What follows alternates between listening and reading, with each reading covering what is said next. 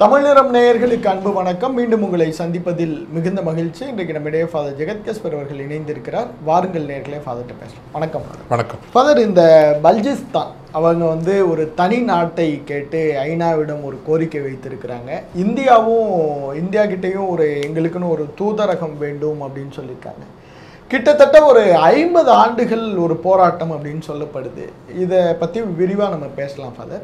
தொடக்க இந்த அமைப்பு முன்னிலேருந்தே இருக்கிறா, இது பின்னாடி என்னென்ன நிகழ்வுகள் ஃபாதர் நடந்திருக்கு? இதை புரிஞ்சுக்கணுன்னா, ஆசியாவினுடைய தேசிய அரசுகளின் பிறப்பு, ஐரோப்பாவினுடைய தேசிய அரசுகளின் பிறப்பு, இந்த ரெண்டுக்கும் இடையிலான அடிப்படை வேறுபாடுகளை புரிஞ்சுக்கணும். ஐரோப்பிய தேசிய அரசுகளின் பிறப்பு என்பது நேஷன் ஸ்டேட்ஸ்ன்பாங்க. அப்போது ஒரு தேசிய அரசு என்றால் தேசியம். நீங்கள் ஒரு தேசியமாக கருதப்பட வேண்டும் என்றால் ஒரு நிலப்பரப்பில் நெடுங்காலம் வாழ்ந்திருக்க வேண்டும், ஒரு மொழி பேசியிருக்க வேண்டும், ஒரு வகையான வாழ்க்கை முறை, அதாவது உணவு, திருமண பழக்கங்கள், பண்பாடு இருக்கணும், ஒரு வகையான வரலாற்று அனுபவங்கள், வெற்றி, தோல்வி, சங்கடங்கள், வீழ்ச்சி, இது எல்லாமே இந்த வரலாற்று அனுபவம் என்று சொல்லும். இவ்வளவு இருந்தால் இவர நேஷன், நீங்கள் ஒரு தேசியம் என்று ஏற்றுக்கொள்ளப்படுவீர்கள். ஸோ இது ஐரோப்பிய தேசியத்தினுடைய ஒரு வரையறை. அதனுடைய அடிப்படையில் தான் தேசிய அரசுகள், ஜெர்மனியாக இருக்கட்டும், ஆஸ்திரியாவாக இருக்கட்டும், சுவிட்சர்லாந்து, ஸ்வீடனாக இருக்கட்டும் உருவாக்கப்பட்டன. ஆசியாவினுடைய நாடுகள் என்பது சீனாவை தவிர்த்து அல்லது ஜப்பானை தவிர்த்து காலனி ஆதிக்கத்திற்கு எதிராக எழுந்த போராட்டங்கள், அந்த போராட்டங்களின் முடிவு என்பது ஒரு முக்கியமான காலகட்டம் 2ஆம் உலகப்போர். உலகப்போரில் பிரித்தானிய பேரரசு களைத்து போகிறது, தன்னுடைய காலனிகளை விட்டுவிட வேண்டும் என்கின்ற ஒரு மனநிலைக்கு அது வந்து விடுகிறது. ஆக காலனி ஆதிக்கத்திற்கு எதிரான எழுந்த போராட்டங்கள், அந்த 2ஆம் உலகப்போர், அந்த சூழலில் தான் புதிய நாடுகள் உருவாகின்றன. அப்படி உருவான நாடுகளில் 2 தான் இந்தியாவும் பாகிஸ்தான். இந்த வெள்ளைக்காரன் மட்டும் வரலன்னா இந்தியான்னு ஒரு நாடே இருக்காது, டெஃபினட்டாக இருக்காது. ஆனால் இன்றைக்கி தேசியம் பேசுகிறவங்க, ஒற்றை தேசியம் பேசுகிறவங்க, ஒரு மொழி, ஒரு பண்பாடு, ஒரு மதம், ஒரு ரேஷன் கார்டு, ஒரு கல்வி அப்படின்னு பேசுகிறவங்க, வெள்ளைக்காரனுக்கு தான் முதல்ல நீங்கள் கோயில் கட்டி கும்பிடணும், அவன் தான் இந்த நாட்டை ஒன்றா சேர்த்தது. இப்போ அவன் இந்த ஊரை விட்டு போகிறான், பாகிஸ்தானுக்கு இந்த ஊரை விட்டு போகிறப்போ அவன் ரொம்ப புத்திசாலி, அவன் ரொம்ப புத்திசாலி. அந்த புத்தியில் கொஞ்சோண்டு இருந்தாலாவது இந்தியா வேறு லெவலுக்கு போயிடும். அவன் இந்தியாவை நிர்வாக ரீதியாகத்தான் ஒருங்கிணைத்தானே தவிர பண்பாட்டு ரீதியாகவோ அரசியல் ரீதியாகவோ ஒருங்கிணைக்கணும்னு அவன் நினைக்கவே இல்லை. உண்மையிலேயே அவன் அந்த ஈஸ்ட் இந்தியா கம்பெனி, அவன் தான் முதல்ல உலகத்திலே இப்படி கொடுமை நடக்காது. ஒரு கம்பெனிக்காரன் ஒரு நிலப்பரப்பை 100 ஆண்டுகளுக்கு மேலாக ஆள முடியும். அதுக்கு பிறகு தான் மகாராணிக்கு கீழேயே வருது இந்தியா. அவன் ஊரை விட்டு போகிறப்பவே, இதுக்கு முன்னாடி சொல்லிடுறான், அவனை பொறுத்த வரைக்கும் கடைசியாக நமக்கு இருந்து 545 குட்டி சமஸ்தானங்கள், 545 இன்றைக்காவது மொழிவாரி மாநிலங்களாக கொஞ்சம் வகைப்படுத்தப்பட்டிருக்குது. வெள்ளைக்காரன் ஆண்டப்போ 545 சமஸ்தானங்கள். இதில் ஒவ்வொருத்தங்கிட்டையும் போய் வியாபாரம் பண்ணுறதுக்கு இப்போ பெர்மிஷன் கேட்டுட்டு இருக்கிறது இவனுக்கு தொந்தரவு. அவனுக்கு வியாபாரம் தான் முக்கியம், வேறு எதுவும் முக்கியம் கிடையாது. என்னடா இது திருவாங்கூருக்கு போகணுன்னா அவங்ககிட்ட பெர்மிஷன் வாங்க வேண்டியிருக்கு, இந்த ஹைதராபாத்துக்கு போகணுன்னா இவங்ககிட்ட பெர்மிஷன் வாங்க வேண்டியிருக்குது. இந்த தலைவலியை அவனுக்கு தவிர்க்கணும். இது எல்லா இடமும் இந்தியா துணைக்கண்டம் முழுவதும் ஃப்ரீயாக போய் வியாபாரம் பண்ணணும், பிஸ்னஸ் பண்ணணும். அதுக்காகத்தான் இந்தியாங்கிற ஒன்றே அவன் உருவாக்குறான். அதையும் அவன் நிர்வாக அழகாகத்தான் உருவாக்குகிறானே தவிர அரசியல் அழகாகவோ பண்பாட்டு அழகாக அதை பற்றி அவனுக்கு கவலையே இல்லை. அந்த 545 அவன் பல வகையாக பிரித்து வச்சுருந்தான். ஒன்று சல்யூட் ஸ்டேட்ஸ்னு ஒன்று வச்சுருந்தான். சல்யூட் ஸ்டேட்னா அந்த சமஸ்தானங்களினுடைய மன்னர்களுக்கு மட்டும்தான் கன் சல்யூட் வச்சுக்கலாம், மற்றவங்க வச்சுக்கக்கூடாது. கன் சல்யூட்னு சொல்லுவாங்கல்ல, துப்பாக்கி முழங்கி சல்யூட் அடிக்கிறது. அதில் 21 தான், 545 21 தான் சல்யூட் ஸ்டேட்டு. அதில் நம்ம ஹைதராபாத் வரும். ஹைதராபாத் தான் அன்னைக்குள்ள பெரிய சமஸ்தானம், 1,60,00,000 பேர் இருந்தாங்க. திருவிதாங்கூர் 2வது பெரிய, இவ்வளவுக்கும் மொத்தமே 40 லட்சம் தான். 40 லட்சம் தான் திருவாங்கூர் மக்கள் தொகைன்னு வச்சு. ஸோ இப்படி சமஸ்தானங்களாக இருந்த பரப்பைத்தான் பாகிஸ்தான்லேயும் அப்படி நிறைய சமஸ்தானங்கள், பஞ்சாப் வேறு, சிந்து வேறு, பெங்கால் வேறு, ஆப்கான், இதெல்லாம் இருந்ததை சுதந்திரமாகிற போது இந்தியா பாகிஸ்தான் அப்படின்னு பிரியுது. அப்போ புத்திசாலியான ரொம்ப ரொம்ப ஃபார் சைட்டட் யார், நேரு, காந்தி, இவங்கெல்லாம் லிங்குவிஸ்டிக் அடிப்படை, மொழி வழி தேசியங்கிற அடிப்படையில் மதச்சார்பின்மை, ஜனநாயகம், வெரி ஃபார் சைட், உண்மையிலேயே ஹேட்ஸ் ஆஃப் டு. அவங்க இல்லைன்னா இந்தியா ஒன்றா சேர்ந்துருக்காது. அப்படி ஒரு அணுகுமுறை எடுக்கலைன்னா உண்மையிலேயே அன்னைக்கு நம்ம செக்கிழுத்த செம்மல்களும் கொடிகாத்த குமரன்களும் கர்ம வீரர்களும் இவங்கெல்லாம் சேர்ந்து எங்களுக்கு தனியாக ஒரு தமிழ்நாட்டு கொடுத்துட்டு போங்கன்னு வெள்ளைக்காரன்ட்ட உறுதியாக கேட்டேன்னா அன்றைக்கி கொடுத்துட்டு போயிருப்பான். ஸோ ஓகே, மாநிலங்களினுடைய உரிமைகள் பாதுகாக்கப்படும் என்கின்ற அடிப்படையிலும் எல்லா மொழிகளும் சமமாக பேணப்படும் என்று இந்த அடிப்படைகளில் தான் இந்தியாங்கிற ஒரு நாடும் உருவாகுது. இதே போலத்தான் பாகிஸ்தான்லேயும் சிந்து, பஞ்சாப், பெங்காலில் ஒரு பகுதி, பலூச்சிஸ்தான் பகுதி, இதெல்லாம் சேர்ந்து தான் உருவாகுது, பாகிஸ்தான் உருவாகுது.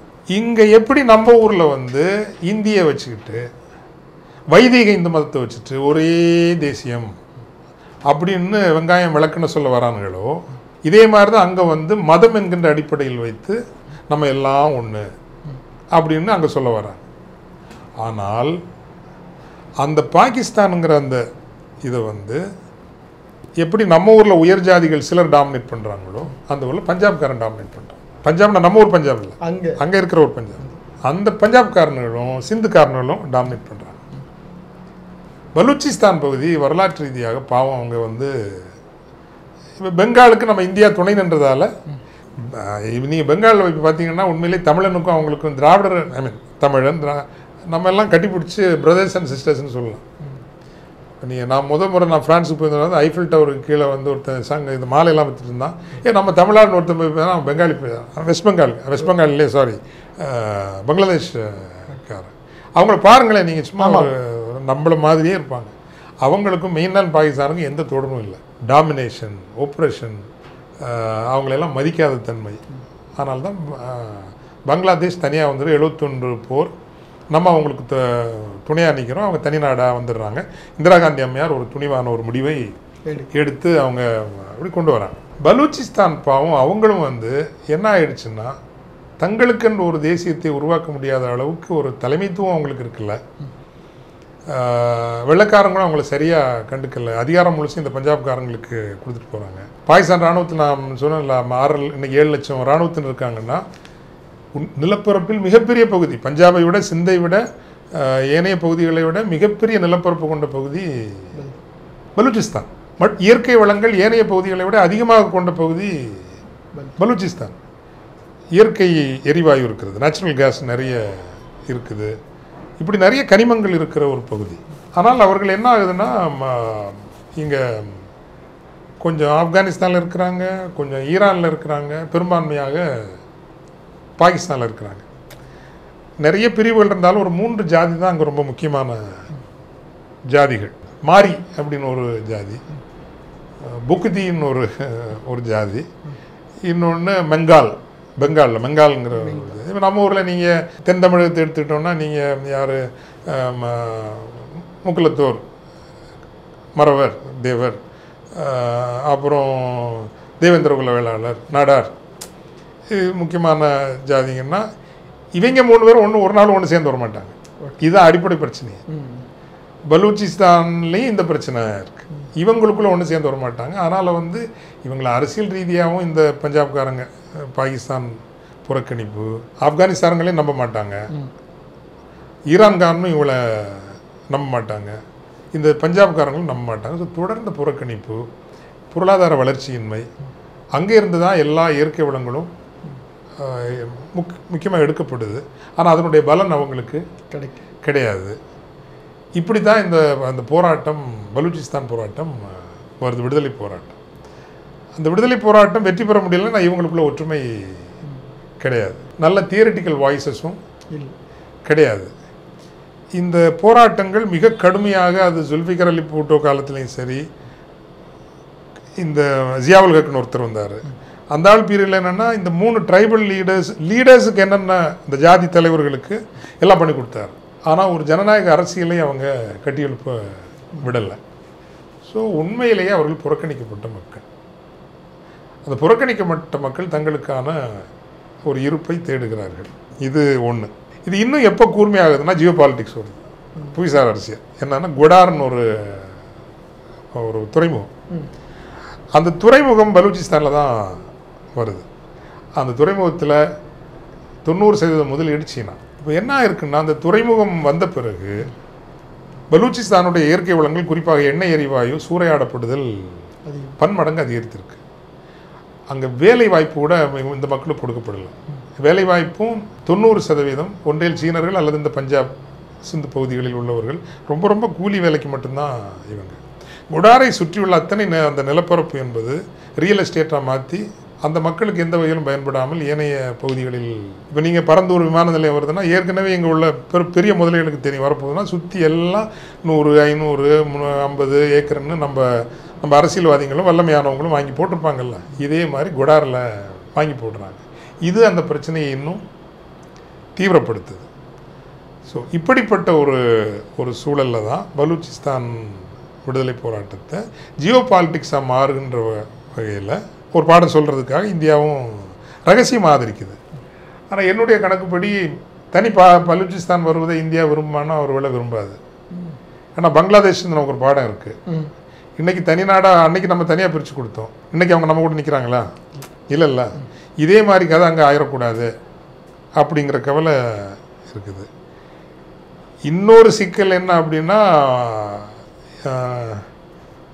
ஈரான், ஆப்கானிஸ்தான், எந்த 3 நாடுகள் நினைக்கிறேன், அது துருக்கி அதில் இருக்கான்னு தெரியல, 3 நாடுகள் இணைச்சு ஒரு எண்ணெய் வழிப்பாதைக்கு இந்தியாவில் வந்து முடியும். இந்த பலூச்சிஸ்தானில் இருக்கிற எண்ணெய் வளங்கள் நமக்கும் கொஞ்சம் வந்து சேரணும் அப்படின்னு இந்தியாவும் விரும்புது. ஸோ அந்த எண்ணெய் குழாய்ங்கிறது ஈரான், பலூச்சிஸ்தான், பாகிஸ்தான் வழியாக தான் வந்து சேர முடியும். டிபிஏன்னு நினைக்கிறேன், அது டிபிஏ ஏதோ ஒரு திட்டம்னு வச்சுங்களேன். இப்படி வந்து ஒரு சிக்கல் நிறைந்த பகுதி. ஸோ இந்த யானைகளுக்கிடையே சண்டை என்றால் எறும்பு அப்பாவி எறும்பு இல்லை, அந்த நிலைமை தான் பலூச்சிஸ்தான் மக்களினுடைய நிலைமை. சொந்த நாட்டு இராணுவமே தன்னாட்டு மக்களை ஆக்கிரமிப்பிக்க முயல்கிற ஒரு அவலக்கதை தான் பலூச்சிஸ்தான் மக்களினுடைய கதை. அவர்கள் ஒரு தனி தேசிய இனம். அவர்கள் பஷ்டூன்களும் அல்ல, பஞ்சாபிகளும் அல்ல. ஒரு 3 ஜாதிகளை கொண்ட ஒரு பலூச்சிஸ்தான் ஒரு குழுமம் அப்படின்னு வச்சுங்களேன். அவங்கள நினச்சா நமக்கு பாவமாகவும் பரிதாபமாகவும் இருக்குது. கண்டிப்பாக இந்த சிக்கலை ஒட்டி குறிப்பாக வந்து இந்த போரை பயன்படுத்தி நீங்கள் சொன்ன மாதிரி ஒரு எறும்பா அப்படி இருக்கிறாங்க. ஆனால் இந்த போருக்குள்ளார இப்படி ஒரு ட்விஸ்ட் இருக்குங்கிறத உலக நாடுகள் ப்ரெடிக்ட் பண்ணிடுச்சா? இருக்கு, அதெல்லாம் இல்லாமல் இருக்காது, அதெல்லாம் இருக்காது. நீங்கள் என்னைக்கு குடாரில் வந்து சீனா போய் துறைமுகம் போட்டதோ இவங்களுக்கு சாபக்கேடு ஆகிடுச்சு. அது ஜியோ பாலிட்டிக்ஸ் ஆகிடுது. அதனால தான் எங்கள் கன்னியாகுமரி மக்கள் வந்து கண்டெய்னர் போட்டு வரவே கூடாது. கண்டெய்னர் போட்டு வந்துச்சுன்னா அது வந்து இவங்களோட ஜியோ பாலிட்டிக்ஸ் ஆகிடும். சீனாவுக்கும் அமெரிக்காவோ அணிகளுக்குமான ஒரு போர்க்களமாக அது மாறிவிடும். இயற்கை அழியும், அதெல்லாம் ஒரு பக்கம் இருக்கட்டும், இவங்களுடைய போர்க்களமாக மாறிவிடும் அப்படிங்கிற ஒரு நிலைமையில். ரெண்டாவது வந்து ஈரானும் இவங்களை நம்பலை, பாகிஸ்தானும் இவங்களை நம்பலை, சீனாவும் இவங்களை முழுமையாக நம்பலை, இந்தியாவும் இவங்களை பாகிஸ்தானுக்கு பாடம் சொல்லி கொடுப்பதற்கு இவங்களை பயன்படுத்திக்கிட்டதே தவிர இவர்களுக்கு உண்மையான ஒரு விடுதலை வர வேண்டும், தனிநாடு வர வேண்டும் என்று விரும்புகிறதா என்றால் அதுவும் இல்லை. ஸோ ஏறக்குறைய ஈழத்தமிழ் மக்களினுடைய கதியை போலத்தான் பலூச்சிஸ்தான் மக்களினுடைய கதை. கண்டிப்பாக ஃபாதர், இப்போ ஒரு தனிநாடு கோரிக்கையே வைக்கிறாங்க. அது ஐநா மன்றத்திடம் சரி, இந்த போராட்ட குழுவை சார்ந்தவர் வைக்கிறாங்க. ஒரு தனிநாடு வேணும்னா அவங்க என்னென்னலாம் பண்ணணும் ஃபாதர்? அவங்களுக்கான உலகளாவிய ஒழுங்குகள் எப்படி இருக்கணும் ஃபாதர்? அது இப்போ நடக்கும்னு நான் நினைக்கிறேன். அதுக்கு போனாங்கன்னா ருத்லெஸ்ஸாக அதை அடக்குவாங்க. சரி, அவங்க அதை கோரிக்கையை வைக்கிறாங்க. பட் அடுத்த கட்டத்துக்கு அவங்க இராணுவத்தை கட்டி எழுப்ப போனாலோ, ஆட்சி நிர்வாக ஒரு நடைமுறை அலகுகள்னு சொல்லுவோம்ல, நடைமுறை ஆட்சி அலகுகளை உருவாக்க போனாலோ அது பாகிஸ்தான் இராணுவத்தில் ஈவிரக்கமின்றி நசுக்கப்படும். ஆனால் அந்த பலூச்சிஸ்தான் பிரச்சனை கொஞ்சம் அப்படியே அலைவாக இருக்கிற அளவுக்கு இந்தியாவினுடைய ஆதரவு அவர்களுக்கு இருக்கும். அப்படிங்கிறத இன்னைக்குள்ள நிலைமைன்னு நான் நினைக்கிறேன். ஒருவேளை நான் தவறாக இருக்கலாம். ஃபாதர், முன்பே ஒரு ரயில் விபத்து கூட அங்கே நடந்ததா? அதற்கு பின்னால் வந்து அதற்கு பதிலடியாகத்தான் இந்த பஹல்காம் தாக்குதல் நடந்தது. 3 மாதத்துக்கு முன்னாடி தான் நடந்தது. ஆமாம், ஒரு ரயில் கடத்தப்பட்டு ஏறக்குறைய 60 பேர் சுட்டுக் கொல்லப்பட்டாங்கன்னு நினைக்கிறேன். அதுக்கு பின்னால இந்தியா இருக்குங்கிற ஒரு சந்தேகம் குற்றச்சாட்டு வைக்கிறாங்க. பாகிஸ்தான் அந்த குற்றச்சாட்டை வைக்கிறது. Okay okay. எனவே சில அனைத்துலக ஊடகவியலாளர்களும் அதற்கு பதிலடியாகத்தான் இந்த பஹல்காம் தாக்குதல் நடந்திருக்க வேண்டும் என்கின்ற ஒரு யூகத்தையும் வைக்கிறார்கள். அதனுடைய உண்மைத்தன்மையை நாம் அறிய முடியாது. அதில் உண்மைத்தன்மையை அறிய முடியாமல் இந்திய உளவுத்துறையினர் தான் நடத்தியது அப்படிங்கிறத நம்ம சொல்லக்கூடாது இல்லைங்களா? சொல்ல முடியாது. ஆனால் நடத்தி இருக்கலாம் என்கின்ற ஐயப்பாடு இருக்கிறது. சில உலக நாடுகளும் அதை நம்புகின்றன. குறிப்பாக இந்தியாவினுடைய உளவு அமைப்புகள் அந்த கனடாவில் போய் ஒன்று பண்ணாங்க இல்லைங்களா? அதுக்கு பிறகு வந்து இந்தியாவினுடைய உளவுத்துறையினுடைய நம்பகத்தன்மை ரொம்ப குறைஞ்சிருக்கு. அனைத்து தாக்குதலுக்கு அந்த தாக்குதல் கனடாவோட அந்த சீக்கிய காலிஸ்தானி பனுன் அந்த தாக்குதலுக்கு பிறகு இந்திய உளவு அமைப்புகளுடைய நம்பகத்தன்மை மிகவும் குறைந்திருக்குங்கிறனால அதை நடத்தி இருக்கக்கூடுமோ என்கின்ற ஒரு ஐயம் உலக ஊடகங்களுக்கு இருக்கிறது. அதனால தான் பஹல்காம் தாக்குதல் நடந்தபோது உலக ஊடகங்களின் ஆதரவு நமக்கு முழுமையாக இருக்கல. போர் நடந்த போதும் உலக ஊடகங்களின் ஆதரவு நமக்கு பெருசாக இருக்கல. ஃபாதர், இப்போ இந்த நாட்டை மையப்படுத்தி இந்தியா சீனா அது திரும்ப ஒரு நிழல் வார் ஏற்கனவே நடந்துட்டு தான் இருக்கு. ஓகே. குடார் துறைமுகத்தை வைத்து ஒரு நிழல் யுத்தம் நடந்து கொண்டு தான் இருக்குது. அந்த நிழல் யுத்தத்தை இந்தியா நடத்துகிற போது இந்தியாவுக்கு ஆதரவாக அமெரிக்கா, நேட்டோ நாடுகள் எல்லாமே அதில் இவங்களுக்கு ஆதரவாக உறுதியாக இருக்கும்.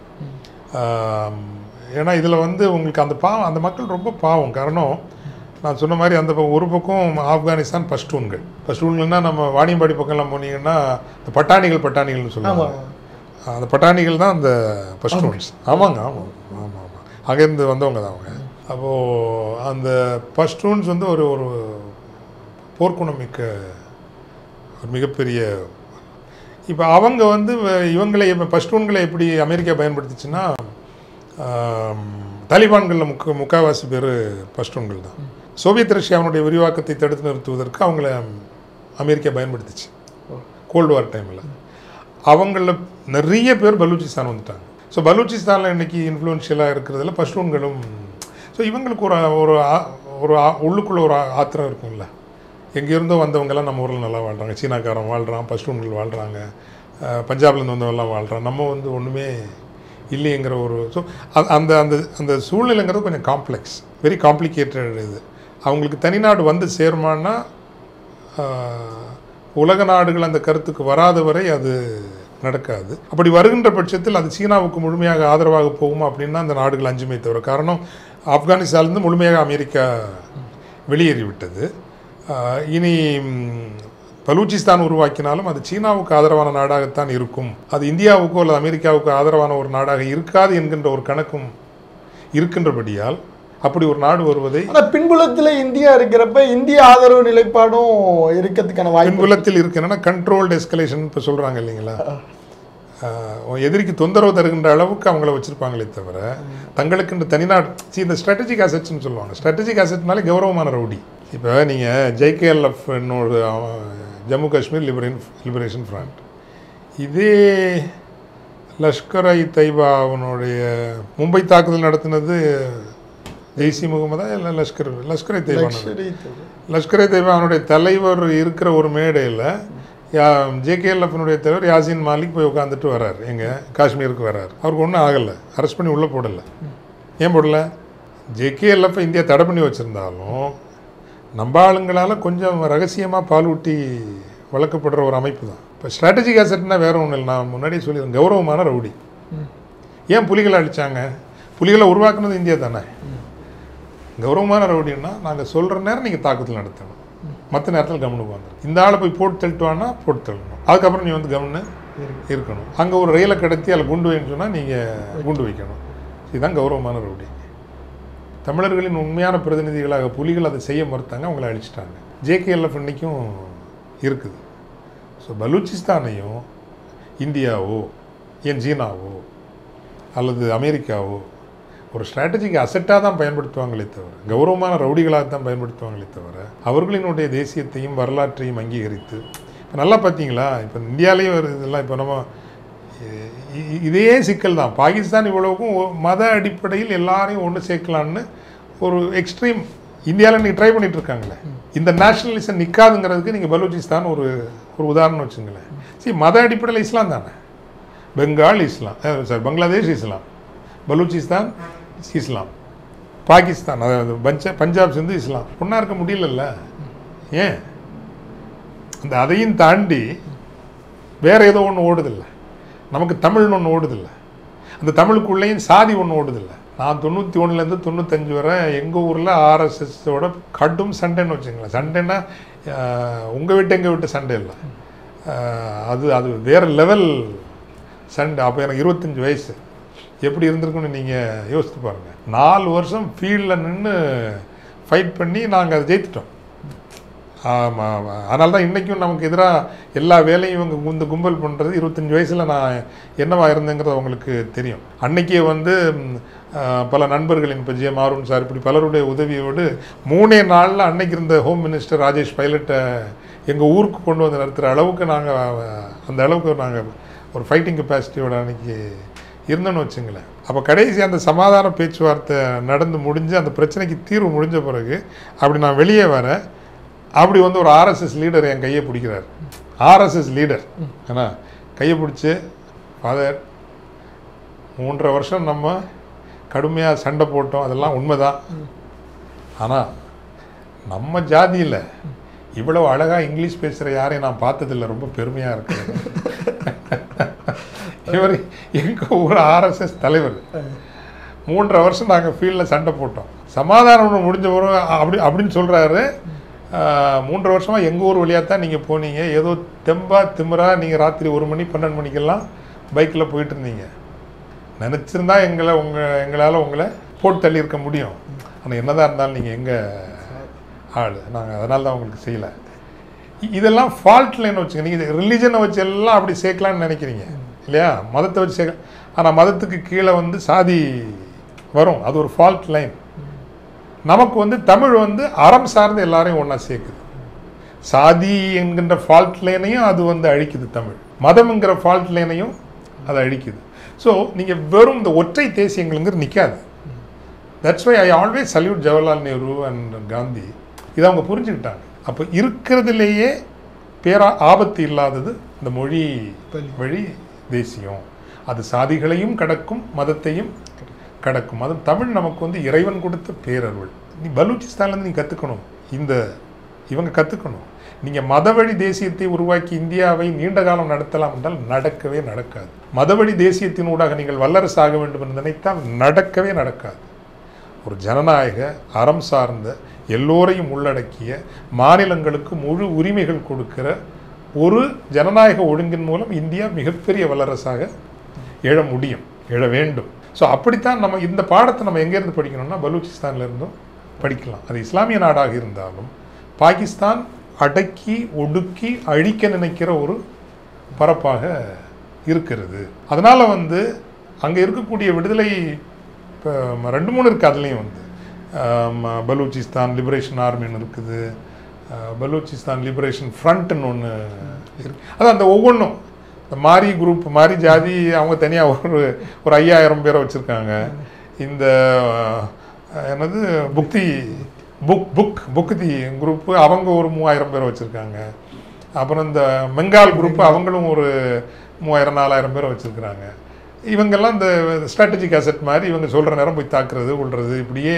ஏன்னா அவங்க பணத்துக்கு பழகிட்டாங்க, கரப்ஷன் உள்ளே வந்துடுது. அதனால் அவங்களுக்கு பெரிய ஒரு விடிவு காலத்தை நான் எதிர்பார்க்கலைங்க.